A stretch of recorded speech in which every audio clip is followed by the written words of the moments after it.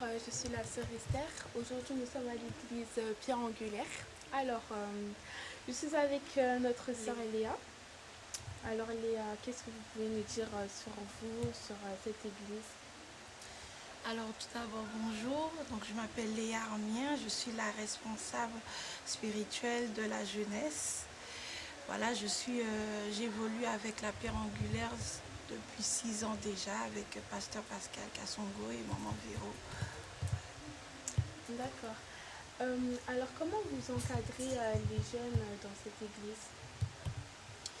D'accord, donc nous en fait il faut savoir que la JDC, de notre nom Jeunesse Dynamique en Christ, en fait, on nous a, par rapport à la vision de Pasteur Pascal, en fait, c'est lui qui nous a en fait demandé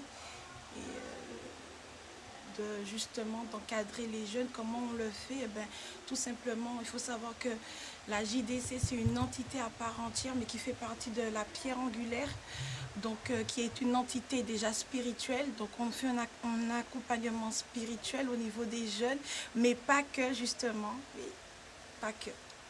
D'accord. Alors, dans le monde, on nous dit souvent que les jeunes, c'est l'avenir de demain. Est-ce que vous pensez que ce proverbe-là, il marche aussi dans la vie chrétienne? Il marche dans la vie chrétienne. Et comment vous pouvez montrer aux jeunes qu'on peut se réjouir dans le Seigneur? Parce que en étant jeune, on a beaucoup de distractions, on ne sait pas où toucher, on ne sait pas quoi faire. Donc qu'est-ce que vous conseillez aux jeunes tout en se réjouissant dans le Seigneur? Alors justement, dans le pas que, quand je vous avais parlé tout à l'heure, en fait, nous, aujourd'hui, on veut montrer aux jeunes que tout ce qu'on fait dans le monde, on peut aussi le faire ici à l'église et pour la gloire de Dieu. C'est-à-dire que nous passons des moments de partage.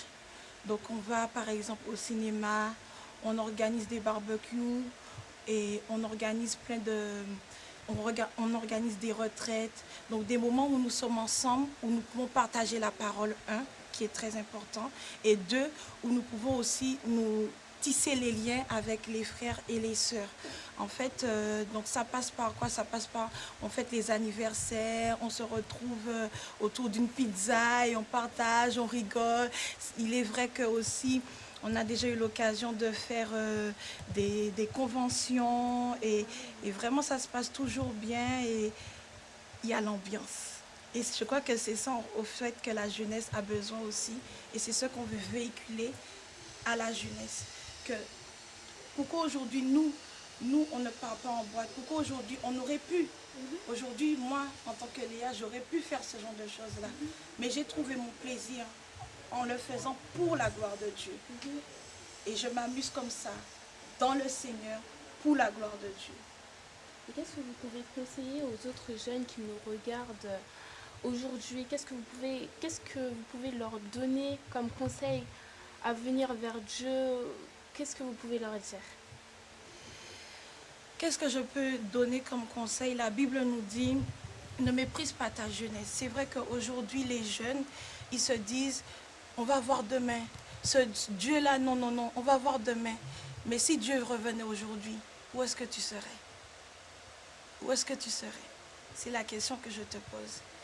Et c'est vrai que nous, en tant que jeunes, on a envie de profiter de la vie, où on se dit que ces choses-là, c'est pour les plus âgés, etc. Mais la Bible nous dit, ne méprise pas ta jeunesse. Ça veut dire, avec la force que tu as, tu peux faire quelque chose pour Christ. La Bible nous dit que, allez, faites de toutes les nations mes disciples. Nous devons faire. La Bible nous dit aussi que le monde attend la manifestation des fils de Dieu. Les fils de Dieu, c'est toi et moi. Et le monde nous attend pour gagner toutes ces personnes-là pour Christ. Et moi, le conseil que je peux donner, c'est de venir déjà, de venir voir et de goûter à Jésus. Quand tu goûtes, tu ne peux plus lâcher. D'accord. Et est-ce que à la Pierre Angulaire, vous organisez un événement tous les ans ou un événement justement pour attirer les jeunes? Est-ce que vous avez une sorte de programme comme ça? Alors, à la Pierre Angulaire, oui. et aussi à la JDC qui est notre groupe de jeunes également. C'est-à-dire que récemment, justement, il y a à peu près 2 mois de cela, on a justement la JDC a organisé une grande convention qui avait pour but en fait de gagner les âmes parce que nous, notre slogan c'est former, envoyer pour gagner. Donc nous sommes formés par qui? Par nos conducteurs spirituels, Pasteur Pascal Kassongou, Maman Véro et les anciens et les Jack. Et nous sommes envoyés, nous allons être envoyés dans le monde, donc ça veut dire autour de nous, nos amis, notre famille, on a pour but de les gagner. Et en fait, cette convention, justement, avait pour but de gagner. Et nous bénissons le Seigneur parce que nous avons réussi par la grâce de Dieu, avec l'aide du Saint-Esprit. Nous avons ramené d'autres jeunes à venir dans notre groupe et ils se sentent vraiment intégrés et très bien. Donc voilà, merci ma sœur Léa d'être merci à vous ici. Et donc, pour finir, je vous remercierai, vous, de nous avoir écoutés, de nous avoir regardés. Comme l'a dit notre sœur, réjouissez-vous de votre jeunesse, mais sachez qu'un jour, il y aura un jugement. Voilà. Je vous salue dans le nom précieux de notre Seigneur et Sauveur, Jésus-Christ. Aujourd'hui, ce qui me pousse à parler, c'est qu'il y a un thème vraiment qui me tient tout particulièrement à cœur et dont le Seigneur ne fait que me parler. Un homme de Dieu a dit, c'est vrai, on prêche beaucoup de messages et souvent des messages sur les finances, sur la bénédiction. Mais c'est un temps où le Seigneur voudrait responsabiliser les chrétiens. Et je voulais dire à tous ceux qui peuvent écouter ce message que nous avons une responsabilité. C'est alors que le Seigneur m'avait donné une exhortation pour nous dire que dans la prière, il y a une puissance. Donc, il y a la prière puissante dans le nom de Jésus-Christ. On peut prier, mais si on ne comprend pas que Dieu nous a donné une responsabilité, il est difficile même de se lever pour prier. La prière, c'est quoi? La prière, c'est le seul moyen de communiquer avec Dieu.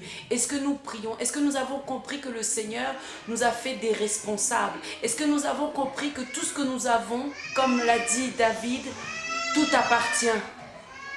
L'adoration d'Israël, tout appartient. En d'autres termes, mes enfants, mon mari, mon travail, les talents, le ministère, tout ce que Dieu nous donne, lui appartient. Et c'est alors que nous, en tant que gérants, nous sommes des intendants. Et à ma grande surprise, j'ai même découvert dans Tite que nous pouvons trouver le mot intendant. Je voulais dire à quelqu'un, tu es un intendant, tu es un responsable, un gérant. Et la première responsabilité, c'est de prier. Et lorsque nous avons des domaines de nos vies à gérer, ce sont différents territoires. En d'autres termes, on ne peut pas manquer un sujet de prière. Et si vous pouvez aller avec moi dans 1 Timothée chapitre 2, là c'est l'apôtre Paul qui parle à son fils Timothée. Et Timothée n'était pas seulement un collaborateur et un fils qui voulait encourager le peuple de Dieu à prier, à prier, à prier. La prière, c'est vrai qu'il y a des requêtes de prière, il y a des actions de grâce, des louanges, des adorations, des intercessions. Mais plus profondément, le Seigneur me conduit aujourd'hui à vous parler de la louange. Il est vrai que j'ai commencé mon introduction comme le Seigneur m'a conduit. Je ne me suis pas présentée. Présentement, le Seigneur m'a fait la grâce d'être ancienne à l'église La Pierre Angulaire. Et cela va bientôt faire 10 ans que je suis dans la même église. Et mon pasteur, qui est un coach, m'a dit « Tu as quelque chose de Dieu ». Et c'est alors que, de fil en aiguille, le Seigneur a fait sortir un ministère. Et petit à petit, le Seigneur m'utilise pour sa grâce, pour la gloire de son nom, en tant qu'ancienne dans l'église La Pierre Angulaire. Et Dieu m'a dit, dis à mon peuple que je suis la louange. Et je ne comprenais pas, mais en fait, c'était la continuité du thème, la prière, entrer dans la profondeur. Parce qu'ici, nous sommes à l'église Christ, la pierre angulaire. Si vous pouvez aller avec moi dans 1 Timothée, 1 Pierre chapitre 2, donc à partir du verset 4, on nous parle de Christ la pierre angulaire. C'est alors que je demande au Seigneur, mais Christ la pierre angulaire, en réalité, qui est Christ la pierre angulaire? Et pierre, en grec, cela veut dire rejeté. Donc nous avons été rejetés et rattachés en tant que pierre vivante.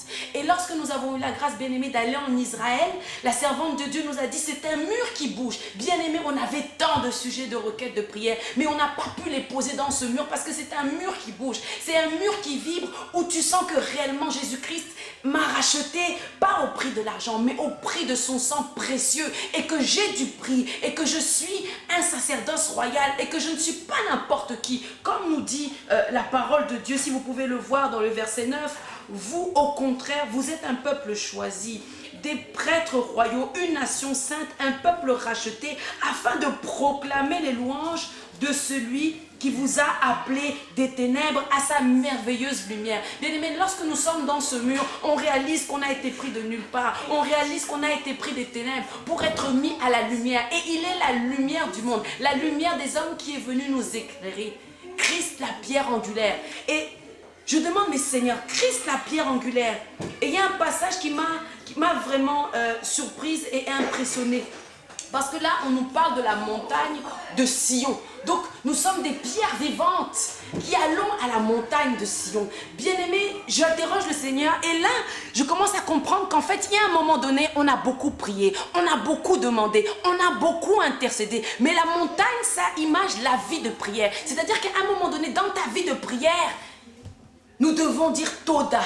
Toda en hébreu, ça veut dire merci Seigneur pour ce que tu as fait et pour ce que tu vas faire encore. Et sur ce mur, sur cette muraille où le Seigneur nous a appelés des réparateurs de brèches, là où nous avons une responsabilité, à un moment donné, bien aimé, on ne doit plus intercéder, on ne doit plus chasser les démons, mais on doit dire merci. C'est pour ça que le Seigneur m'avait dit, dis à mon peuple, je suis ma louange. Bien aimé, la Bible nous dit qu'il est le sujet de mes louanges. Et la louange est une puissance. Et là, nous pouvons voir dans Pierre, c'est-à-dire, en d'autres termes, dans les vents, dans les combats, dans les oppositions, dans l'oppression, dans l'épreuve, dans les problèmes qu'on peut avoir, dans la maladie, dans la difficulté.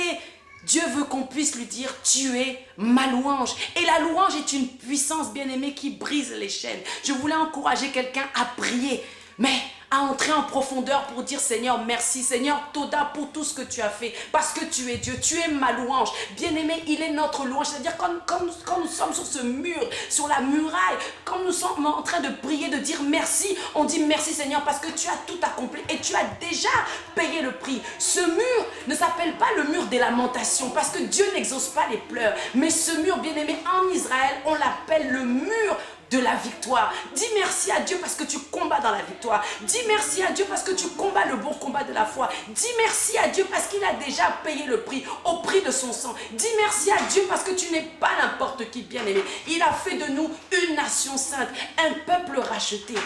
Que le Seigneur vous bénisse.